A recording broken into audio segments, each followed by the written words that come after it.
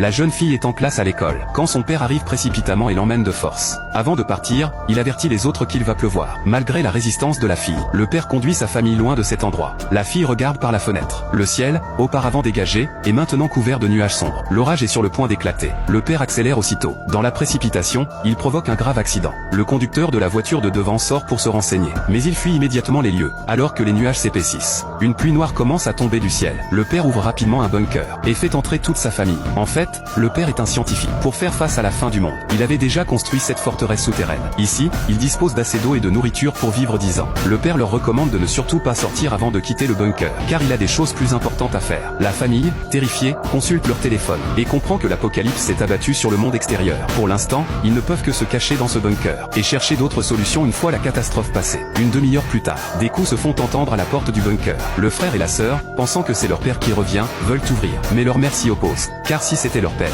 il ouvrirait lui-même. Mais les coups à la porte deviennent de plus en plus forts. Le frère et la sœur, profitant de l'inattention de leur mère, appuient secrètement sur le bouton d'ouverture. Ils découvrent un homme en proie à des convulsions. Il attrape immédiatement le petit frère. Dans ce moment critique, la mère plaque l'homme au sol, mais elle-même se retrouve exposée à la pluie. Elle commence rapidement à convulser, visiblement infectée par le virus. La mère, souffrante, fait signe aux deux enfants de rentrer immédiatement. Puis son corps subit une transformation terrifiante. Le frère et la sœur n'ont d'autre choix que de fermer la porte. Mais au fil des jours, ils restent sans nouvelles de leur père. Les téléphones n'ont plus de signal. Ce bunker est devenu leur seul refuge, mais aussi leur prison. Quelques jours plus tard, la sœur découvre par hasard sur une tablette qu'il existe d'autres bunkers comme le leur. Elle tente de contacter ses autres survivants, qui lui apprennent que le monde extérieur est plongé dans le chaos. Les toxines contenues dans la pluie ont infecté une grande partie de l'humanité, alors que la sœur cherche à obtenir plus d'informations. Le bunker est soudainement plongé dans l'obscurité totale.